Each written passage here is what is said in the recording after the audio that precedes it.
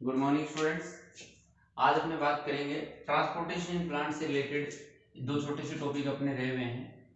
Transportation transportation in plants, ये 11th NCERT का जो चैप्टर है इससे रिलेटेड कुछ पॉइंट्स अपने बचे हुए थे। उन्हीं में एक टर्म आती है कहीं ना कहीं यूनिडायरेक्शनल ट्रांसपोर्टेशन, एक आती है बाई डायरेक्शनल यानी मल्टी डायरेक्शनल और बाई डायरेक्शनल ट्रांसपोर्टेशन। तो ये दो टर्मिनोलॉजी जो है वो है क्या, आपने ये देखा था कि जो प्लांट थे उन प्लांट के अंदर वाटर, मिनरल न्यूट्रिएंट, फूड, इनका ट्रांसपोर्टेशन होता है लॉन्ग डिस्टेंस तक। इनकी ट्रेवलिंग जो होती है उसी को आप ट्रांसपोर्टेशन बोलते हैं। और ये जो ट्रांसपोर्टेशन है वो यूनिडायरेक्शनल होता है। यूनिडायरेक्शनल मीन्स कि only one direction. Suppose that example लेने अपने कि from from root to leaf, यानी मूवमेंट कहां से कहां हुई थी, रूट टू लीफ हुई। तो ये क्या हुआ, एक ही डायरेक्शन में मूवमेंट हो रही है। तो यूनिट डायरेक्शनल एग्जांपल आप लोगों से पूछते हैं तो जनरली ये क्या होता है, through xylem and water and mineral जो है, मिनरल्स जो है उनका ट्रांसपोर्टेशन कौन से मेथड से होता है, कौन से टाइप का ट्रांसपोर्टेशन है, वो यूनिडायरेक्शनल मेथड से। मोस्टली फ्लोएम टिश्यू जो है उसके अंदर जो ट्रांसपोर्टेशन की प्रोसेस होगी वो कौन सी प्रोसेस होती है, अभी मल्टी डायरेक्शनल और बाई डायरेक्शनल। इसमें आप लोग देखें किसका ट्रांसपोर्टेशन होता है, जैसे फूड का, मिनरल न्यूट्रिएंट्स का,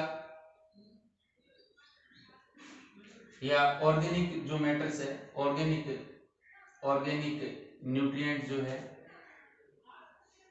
उनका आप लोगों का कौन से मेथड से ट्रांसपोर्टेशन हो रहा है अभी आप लोगों का, वो होता है आपके फ्लोएम ट्रांसपोर्टेशन, या फिर आप लोग सकते हैं फ्लोएम टिश्यू के थ्रू होता है। और मोस्टली ये multi directional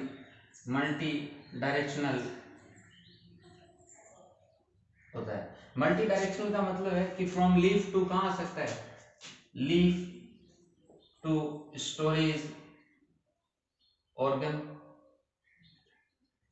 leaf to complete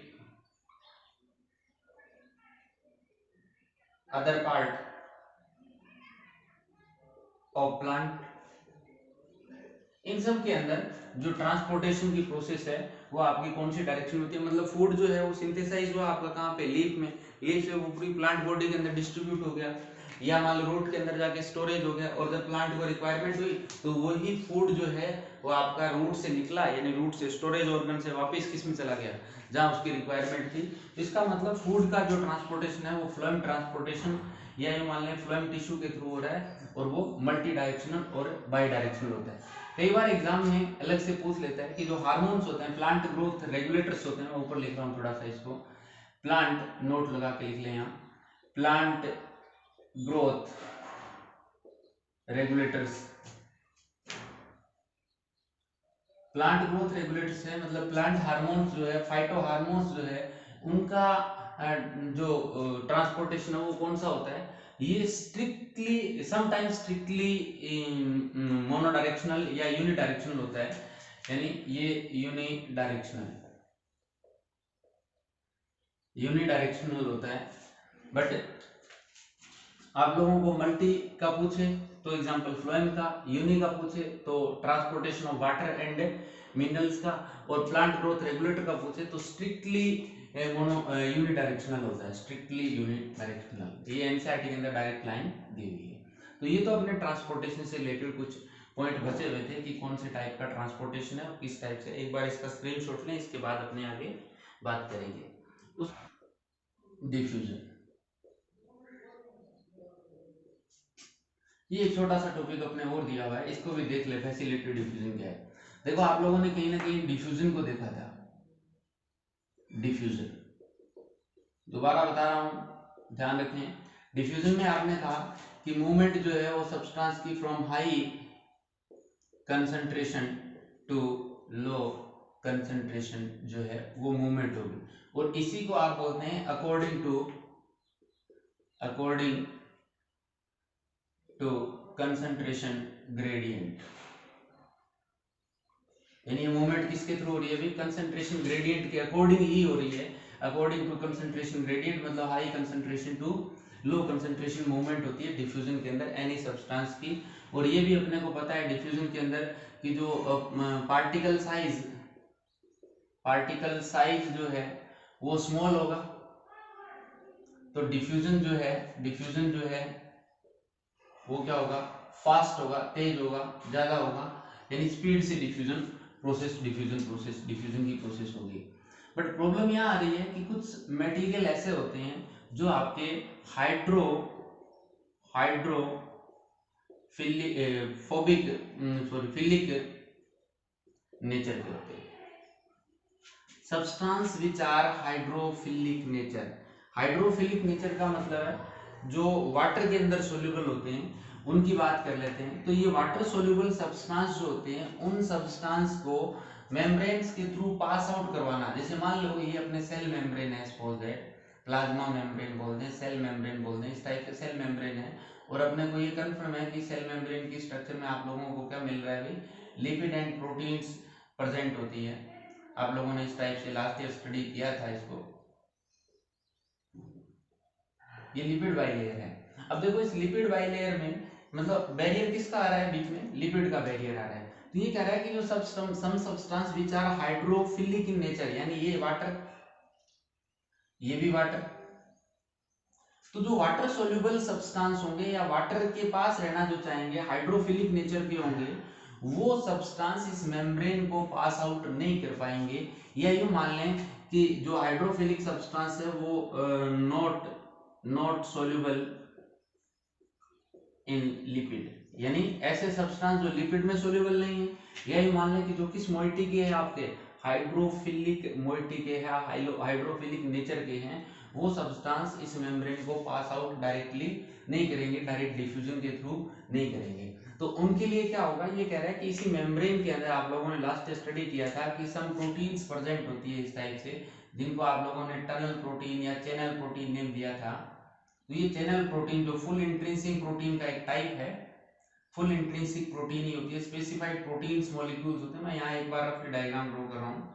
in channel proteins के थ्रू, ये चैनल प्रोटीन है, channel proteins,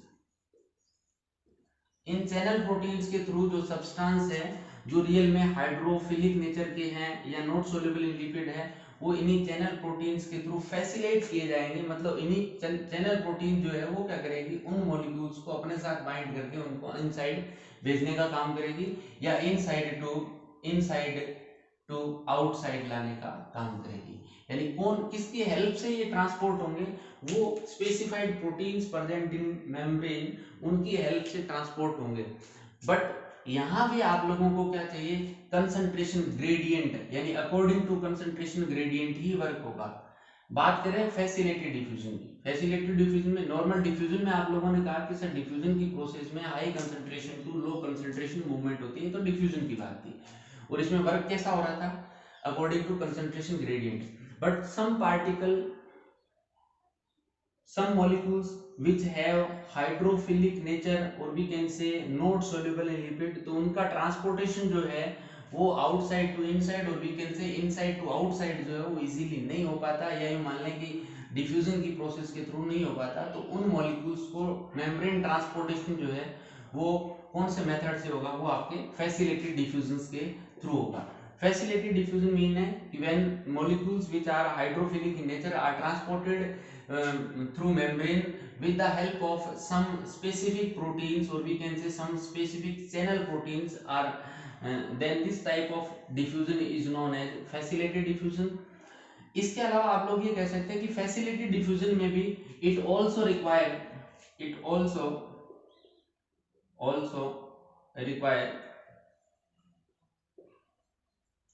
concentration gradient,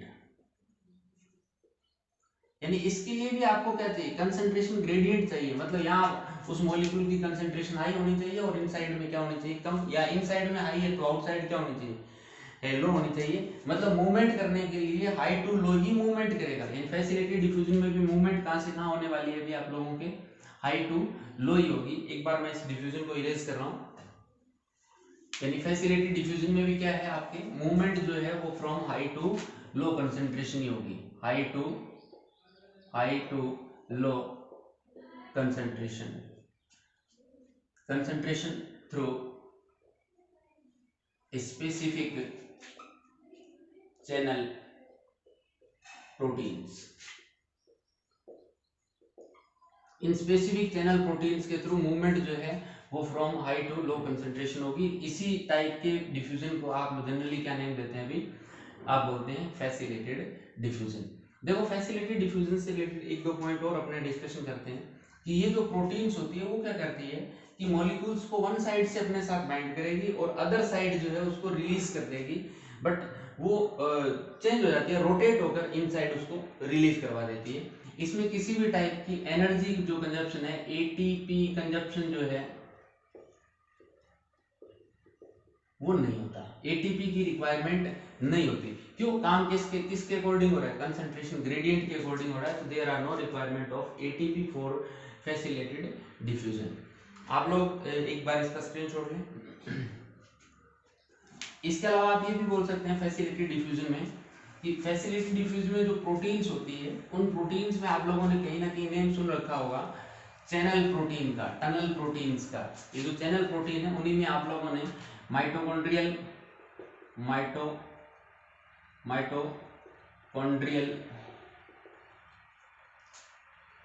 membrane,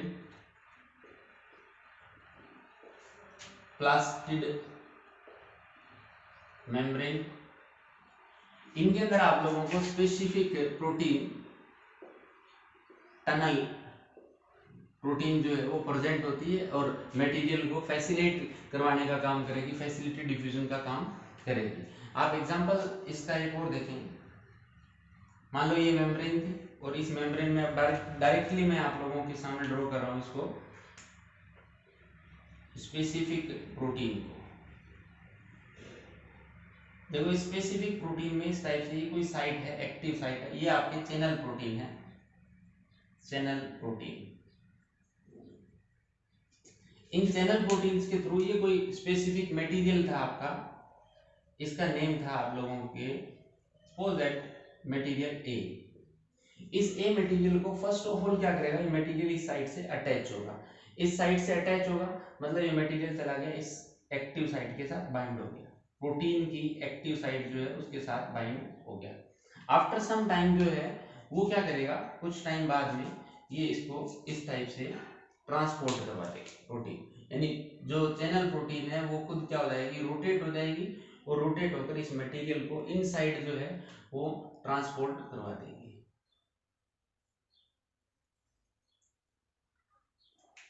देखो ये चैनल प्रोटीन जो इधर साइड थी, एक्टिव साइट इधर आ गई और ये क्या हो गया, इसको ट्रांसपोर्ट करा दिया और उसके बाद इसको रिलीज कर देगी। तो चैनल प्रोटीन ने एक फैसिलिटेटर का काम किया, इसी वजह से इसको बोलते हैं फैसिलिटेड डिफ्यूजन, जिसमें मटेरियल जो है वो कंसंट्रेशन ग्रेडियंट के अकॉर्डिंग आउटसाइड टू इनसाइड और we can say inside to outside according to concentration gradient requirement के अकॉर्डिंग ट्रांसपोर्ट होते रहते हैं। उसके अलावा अपने इसी फैसिलिटी डिफ्यूजन से रिलेटेड कुछ स्पेसिफिक पॉइंट में एक पॉइंट ये भी दिया हुआ है कि इसमें जो फैसिलिटी डिफ्यूजन की रेट जो हो मैक्सिमम रेट कब होगी, maximum maximum maximum facility diffusion कब होगा, व्हेन ऑल कैरियर प्रोटीन्स, या फिर आप बोल सकते हैं कि when all channel proteins are saturated,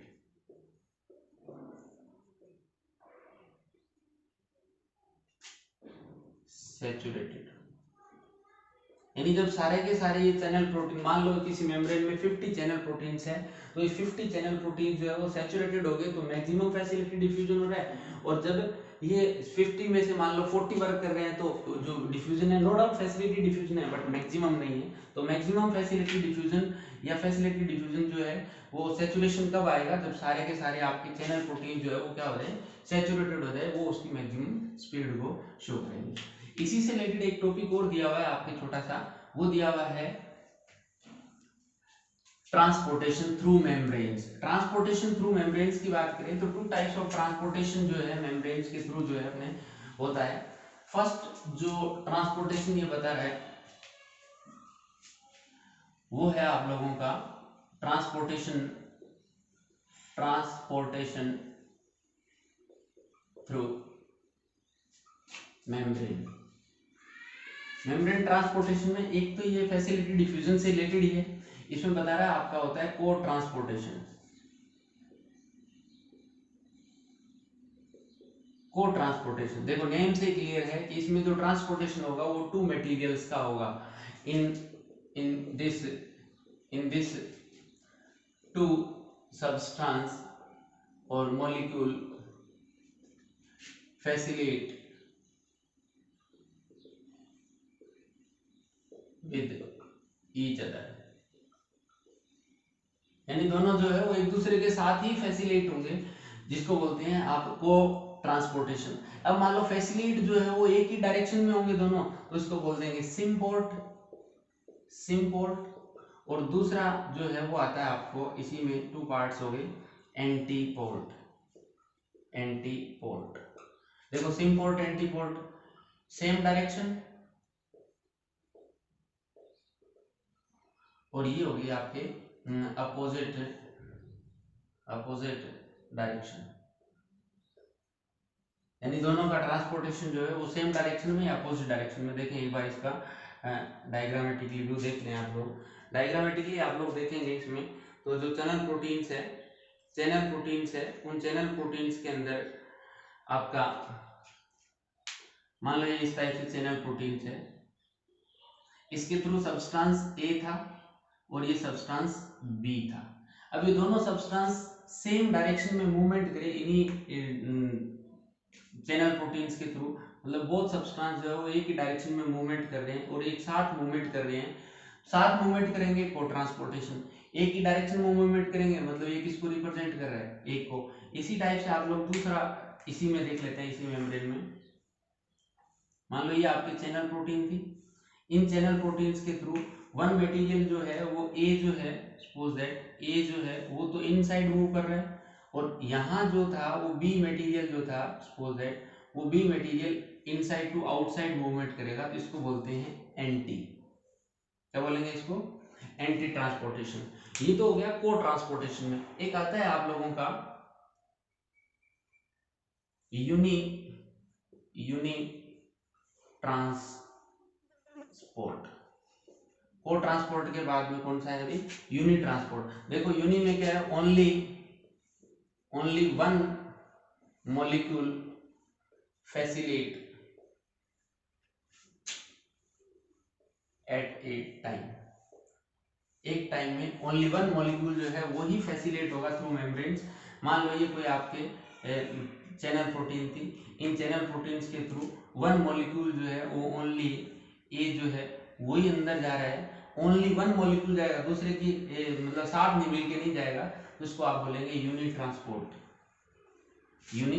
transportation या यूनी ट्रांसपोर्ट। एक आपका हो गया को ट्रांसपोर्टेशन, और को वाले में कितना हो गया अभी आप लोगों का यूनी ट्रांसपोर्ट या यूनिपोर्ट भी बोल देते हैं इसको,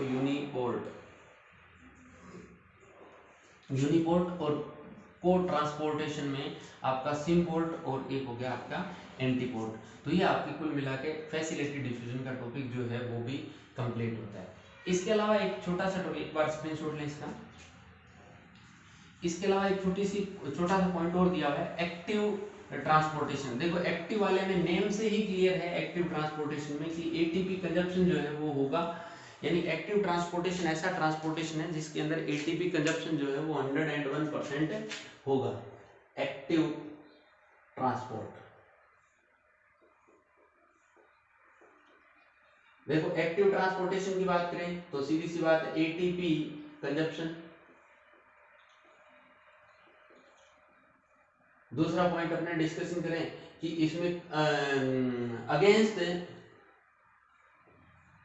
अगेंस्ट कंसंट्रेशन ग्रेडियंट वर्क होगा, यानी इसमें कोई जरूरी नहीं है, क्योंकि जब एटीपी कंजप्शन करवा ही रहे हो आप लोग तो कंसंट्रेशन ग्रेडियंट के अकॉर्डिंग वर्क ना होकर कंसंट्रेशन के अगेंस्ट भी वर्क हो सकता है। फ्रॉम यानी कि लो टू हाई भी मूवमेंट करवा सकते हो आप, लो टू हाई कंसंट्रेशन की तरफ भी आप लोग मूवमेंट करवा सकते हो मॉलिक्यूल्स की। तो ये एक्टिव ट्रांसपोर्टेशन में डिफरेंट स्पेसिफिक टाइप की मेम्ब्रेन की रिक्वायरमेंट होती है। इसमें भी एक्टिव ट्रांसपोर्ट में भी स्पेशल प्रोटीन्स आर रिक्वायर्ड, यानी इसमें भी स्पेशल प्रोटीन की रिक्वायरमेंट होगी, बट उन स्पेशल प्रोटीन्स के थ्रू जो ट्रांसपोर्टेशन होगा उस ट्रांसपोर्टेशन में एनर्जी कंजप्शन होगी तो एक्टिव ट्रांसपोर्टेशन, और एनर्जी कंजप्शन नहीं हो तो वो कौन सा जाएगा आपका फैसिलिटी ट्रांसपोर्टेशन। और ये जो चैनल प्रोटीन्स होती है ये ऐसा भी काम करती है, एक्टिव ट्रांसपोर्टेशन का भी वर्क करती है। इसी वजह से आप लोग बोलते हैं कि जो सेल मेम्ब्रेन है वो रियल में कैसी है, सेलेक्टिव परमिएबल मेम्ब्रेन होती है। तो ये आपका एक छोटा सा टॉपिक जो 11th एनसीईआरटी के अकॉर्डिंग बचा हुआ था उसका डिस्कशन किया।